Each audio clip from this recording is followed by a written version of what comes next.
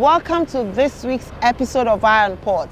This program is proudly brought to you by Ghana Revenue Authority, Goil Company Limited, Ghana Ports and Harbours Authority, and the Serene Insurance. Our media partner is the Business and Financial Times. Folks, this week we are bringing you a discussion on the African Continental Free Trade Area, which commenced on the 1st of January 2021. So, Eye on Port engaged some experts in Ghana who shared some insightful thoughts on the prospects as well as the impact the AFTA could have on the continent. Please watch this. The executive director of the AFCFTA Policy Network, Louise Yao Afol, has called on various ministries of trade and various trade establishments under the AFCFTA to publish their tariff offers, which are the list of products that each country says it is ready to liberalize under the 90% tariff liberalization. When this is done, he believes it will make businesses abreast with products that fall within the 10% exclusive or sensitive categories and will attract duties when exported. Local businesses should know what products have been liberalized, so that when products are coming from other countries into their country or their market, they can be able to identify that these products are under the exclusives, and therefore we are watching whether they will be allowed into the country, because such products can cause or can shake some of these competitive industries. Speaking on Eye on Port, he revealed that trading has commenced in the much-touted African Continental Free Trade Area with the rules of origin, which is the criteria needed to determine the nationality of a product, being 82% complete. He further revealed that the 82% completion of the rules of origin will be used initially until the rest have been fully negotiated and ready. Louise Yao Afol said customs officials in member countries have been adequately trained to ensure they are able to distinguish AFCFTA products from those that are not. Customs officials have been fully trained among member states or party states to ensure that they can be able to differentiate what an AFTA product is and what is not an AFTA product, which is very, very important. He explained that most of the African countries presented their tariff schedule as a regional bloc, that is SADC, COMESA, ECAS, AMU, among others, in terms of presenting their schedule of tariffs offer.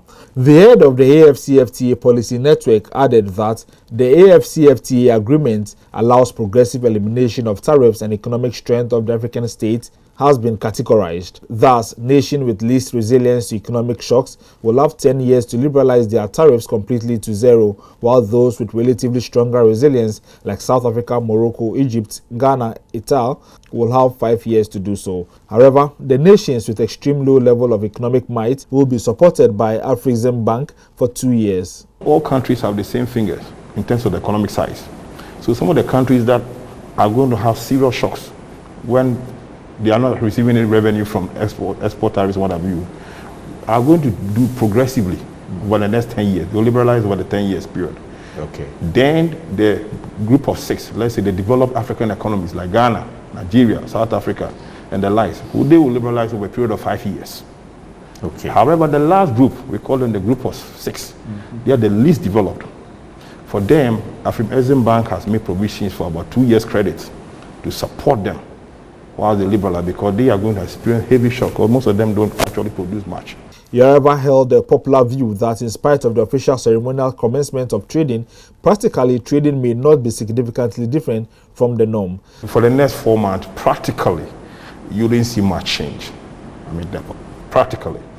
However, we have to let people know that trading has commenced. The rules of origin is 82% ready, and that 82% is going to be used until the rest has been fully negotiated. Speaking on the same program, Joseph Agbaga, who is a member of the ICOMS implementation team, said it was unfortunate that the freight forwarders who play intermediary role between the businesses and governments have not been well educated. Something like this, as at now, they are not seeing any move towards giving them any message or any education about what to do because of the sensitive position that the freight forwarders play. He asked that export documents required to facilitate trade under the AFCFTA should be made public. We have ETLS and all those things. And we have practiced that, and we know what we expect, and we know what kind of document that we expect to see or to present to customs, either here or out there, for the product to get that relief from import duty. We are aware of that. When it comes to after, what document are we looking at? The Secretary General of the International Chamber of Commerce Ghana, Emmanuel Donikwame, said a digital trading platform called Mansa has been launched to enable businesses check the backgrounds of those they want to do business with. All the heads of states made it clear that yes, we will start with a digital gateway. And I know the African Exim Bank did launch Mansa. I've gone through Mansa. It's a due diligence platform. Mansa, named after Mansa Musa, the richest African ever lived. You know, so it's been branded the Mansa digital platform, and it's a way of doing just background checks of people that you can do business with. He said the ICC Ghana has also created a digital platform to bring together buyers and sellers to start engagements and encourage SMEs to take advantage and register. Then, with us at ICC, together with Africa EI, we have an Africa PLC platform where we want to encourage SMEs to register on that platform. It was launched by the AFCSPA, World Customs Organization, and then other partners. You know, as a way of trying to bring buyers and sellers within the continent to start engaging each other. You know, because that's the first step. The executive director of the AFCFTA Policy Network, Louise Yawafo, commended Ghana for making a good stride by setting up the local AFCFTA Coordination Office, which was part of the recommendations given by the African Ministers of Trade. He revealed that Egypt has devoted an amount of $20 billion for the AFCFTA project. Emmanuel Donikwame also revealed that by 1st July 2021, all the aspects of the continental trading should be running effectively. As we wait for the necessary documentations to be done, I remember at the launch of the commencement of trade, the various presidents came up with some deadlines. I know our president said by March we should have the payment system running, by June we should have this. So roughly we know by 1st of July everything should be in order. He said there are some digital platforms that have been rolled out to ensure that payments are made electronically without challenges. The Pan-African Interbank Payment System is very, very important. And the complaint system. At least, you know, once you send goods out there, you get your money back, you know. So that one should be done.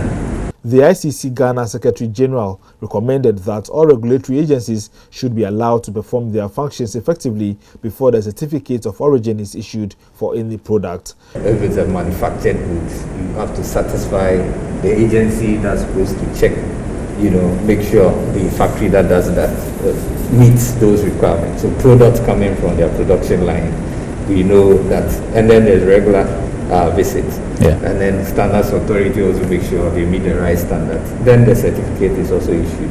The former GIF president, Joseph Agbaga, called for the simplification of the rule of origin for businesses. We must make it simple, predictable, and cost-effective.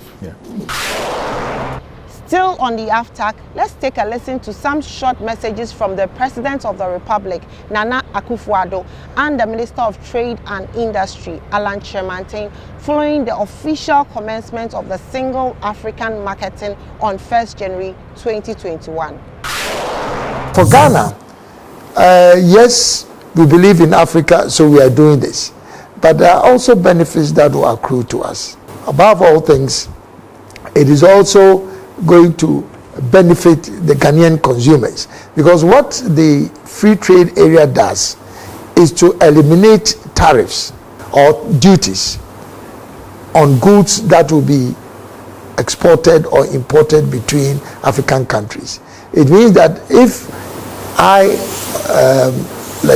an importer in Ghana and I bring goods from South Africa, the goods will now land in Ghana without duty, and obviously that becomes a benefit to Ghanaian consumers. It means that the prices will be lower, and so apart from the manufacturers and apart from the jobs that it will create, it will also benefit Ghanaian consumers. And beyond that, as a country, hosting the Continental Free Trade Area Secretariat by default makes us the new commercial capital for the continent. And I cannot tell you, this is probably the most powerful stimulus for attracting investments into our country. When you consider the fact that trade between African countries remains low, currently standing at some 15% of our combined GDP, compared to other parts of the world, like the European Union 75%, it is obvious that these low levels of intra-regional trade cannot improve our prospects of bringing prosperity to our peoples. A large part of the growth and prosperity that we seek in Africa will come from us trading more among ourselves. With trading in the African Continental Free Trade Area, AFCFTA, starting today, it provides us with the vehicle for us to trade among ourselves in a more modern and sophisticated manner. It will offer a huge opportunity to exploit the abundant wealth and resources of our great continent for the benefit of all our people, and it will give us protection in how to deal with other trading blocs. For us in Ghana, the successful implementation of the AFCFTA ties in perfectly with the vision of moving our country to a situation beyond aid. A self-reliant Ghana that has freed herself from a mindset of dependence and aid and is determined to make intelligent, disciplined use of her considerable resources the basis for her growth and prosperity. This vision can be better realized if we can leverage the trade and investment opportunities the AFCFTA presents. Iron Port returns shortly. Every now and again, GOIL makes good things happen. This time, GOIL has introduced Super XP Ron 95, a higher grade fuel loaded with additives and yet sold at the same price as normal fuel. GOIL Super XP Ron 95 enhances engine performance like never before. It maintains the engine by keeping it clean from carbon deposits. GOIL Super XP Ron 95 is designed to burn slowly and thus improves fuel economy, making you save money after several kilometers. GOIL Super XP Ron 95 gives you a smooth driving experience, that is, less vibrations. Fill up with GOIL Super XP Ron 95. Now there's no need to pay more for any higher grade fuel. GOIL has that sorted. GOIL, good energy. Electricity, then pay your taxes. Our taxes, our future. Because you see, without our taxes, we wouldn't have good roads, good schools, better hospitals, street lights, and other very important social amenities. When we pay our taxes, we give our children free and quality education. Talga, my money too small. Why should I pay my tax? Look, small. Salifo, it doesn't matter how small or big your business or income is. You still have to pay your taxes. The little taxes from each and every one of us, when put together, could give your community clean water or that deprived school with tables and chairs. Please pay your taxes. It is your responsibility. It is your civic duty. It is the law. Oh, how are you? Hi Yvonne, a few words please. Everyone is talking about the fire at your production house last week. How are you holding up? Has production stalled? No, not at all. My crew and everyone on my set is perfectly fine because I insure with Serene Insurance. As a matter of fact, I've had all my equipment replaced, including the vehicles that were affected. My workers have been sorted out. Even my production downtime has been covered. So it's all good. I have a meeting to attend to, so I have to get going. Sorry about that. Which insurance company did you mention? Serene Insurance, the new face of insurance, a member of First Sky Group. On behalf of the Board of Directors of Ghana Ports and Harbours Authority, I would like to wish all employees of Ghana Ports and Harbours Authority a happy 2021. I also want to wish all our stakeholders, our customers, port users, sister agencies, a happy new year. And to these two categories of stakeholders, staff and stakeholders, we know 2020 has been a very difficult year because of COVID-19. But it was a difficult year that we managed to sail through to date as a result of our collective effort by all employees, by all stakeholders supporting in various levels when the COVID landed in the shores of Ghana. As we look forward to 2021, Ghana Ports and Harbors Authority wishes to assure all our stakeholders, all employees, and all other stakeholders and port users that we will continue to do what is expected of us, providing the port infrastructure, providing the facilitation needed to be able to get goods passing through our ports as quickly as possible, as cost-effective as possible, and as safely as possible. Ghana Ports remains a logistics hub of West Africa as we work towards achieving an Africa-wide logistics hub as Ghana being the focal point. We should celebrate the fact that the African Free Continental Trade Area is going to start from January, and Ghana has the honor of hosting the Secretariat. We are looking forward to the role each and every one of us is to play as ports, as all other stakeholders, to take advantage of this particular free trade area and grow business further in our economy. Welcome back from the break. Local news and activities happening within the port and maritime industry is up next.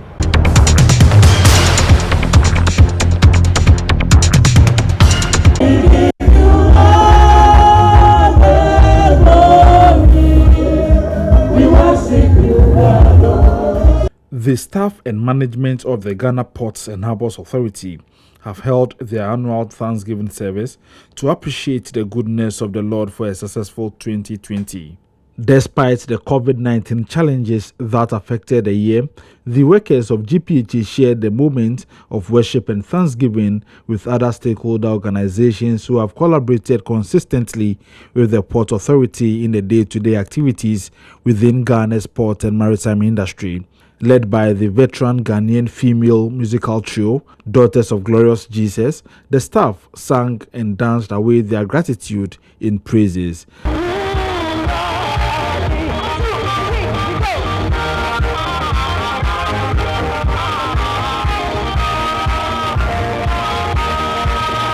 The GPHA choir also entertained the staff with some hymns. The director of Port of Tema, Sandra Opoku, said, in spite of the impact of the COVID-19 pandemic on port business, the authority, through the tireless efforts of the board, management and staff, remained focused to pursue its vision of becoming the trade and logistics hub of West Africa. When reflecting even on a worse situation, we still have to find something to learn from it and be grateful. And this year, we have been challenged to make the change for the better. We have done things differently and learned along the way. She commended the stakeholders of the Port Authority for their contribution towards ensuring that port operations weren't interrupted. She stressed the need for the port community to be thankful to God for the year 2020. The maritime industry, thankfully, was not so severely affected as we feared, and God has blessed the work of our hands.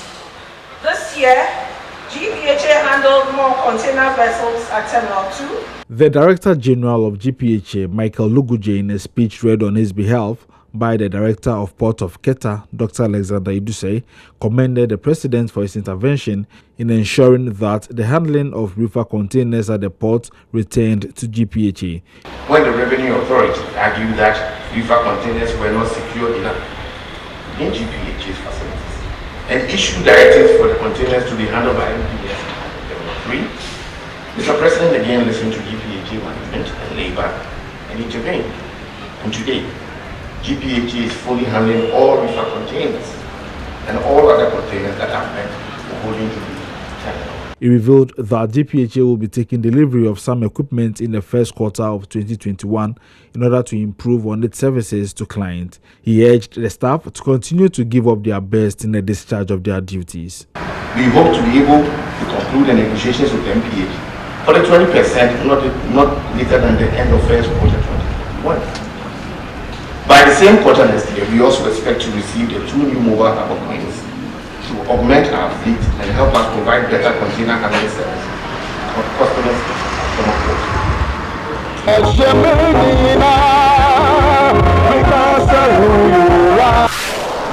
In a related development, the port of TAKORADI has held its Thanksgiving service to thank God. The event brought together management and staff of the TAKORADI port, as well as the Director General of the Ghana Ports and Harbours Authority, Michael Luguje, and the Western Regional Minister, Kwabena Otrida-Kumensa. The Director of Port of TAKORADI, Captain Ebenezer Alfedi, said the export of manganese reduced by 50%, but general cargo wasn't so much affected in the year 2020. As of now, because manganese had a problem and did not work up to April, and because of the COVID, manganese, which is our main cargo, they've not done even 50% of what they've done, just about 50% of what they are supposed to do.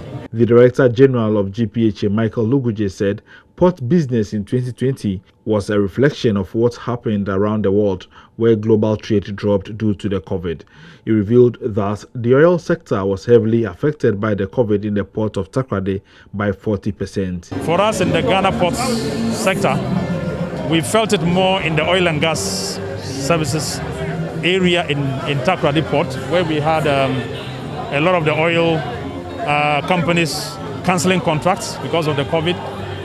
And then because of that oil sector, cargo and revenues dropped by about 30 to 40%. Yarova said cargoes in the port of Tema didn't record any significant drop. He said the Port Authority has taken some precautions in order to protect itself from any unexpected eventuality. Well, I think COVID has taught all of us a great lesson. It has taught us lessons of prioritizing preventive measures than curative ones. In fact, when COVID came, we had to look at a whole lot of measures in place that can help us be able to work with limited resources. And that is a major lesson we've learned, how to be able to prioritize limited resources. What is the minimum levels we can keep people and still be able to operate and serve the country.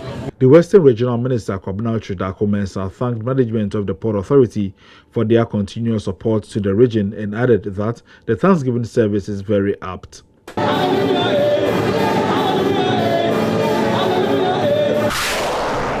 Next is some international port and maritime news.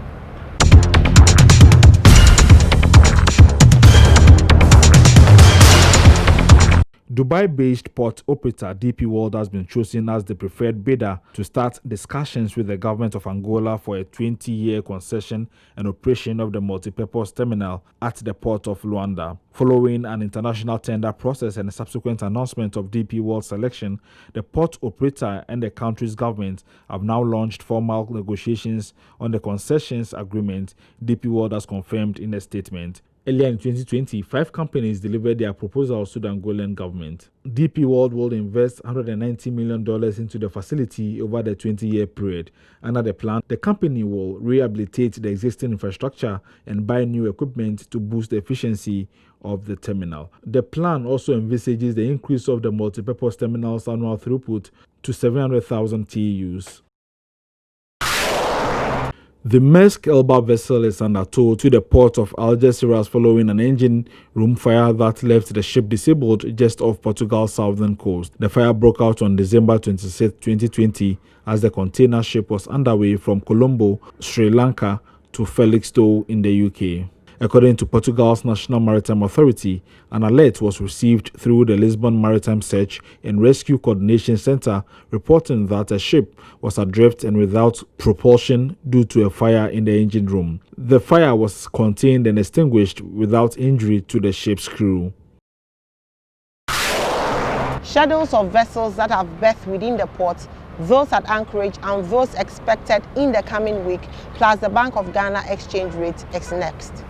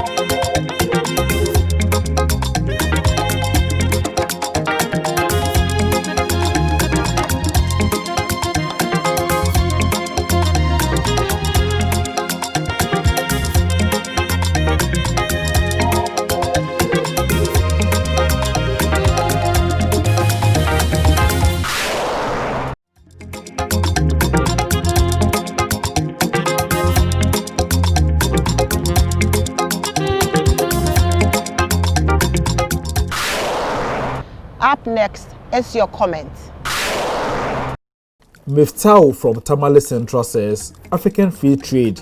Let's see if this actually lifts ordinary people out of poverty or just exacerbates existing inequality. A lot of these free trade agreements are astroturfed campaigns by European and Chinese interests to complete the scramble for Africa. But this one does seem a bit better, to be fair.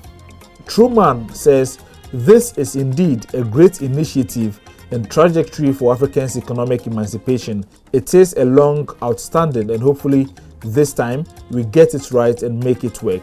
Our problem in Africa is lack of coordination, but with the AfCFTA, we may conquer that plight and possibly more other snags that keep holding us back as a continent. This one says, this trade is going to help Ghanaians a lot because we were waiting for something like that to be able to connect with the globe. We are very happy and may God bless Ghana. Idrusu says, good evening and happy new year to you. Please, is it true that import duties have been increased by 40%? Idrusu, there hasn't been any official communication from the customs division of the GRA to this effect. This is where we end today's edition of Iron Port. Thank you for watching and thanks to the entire crew.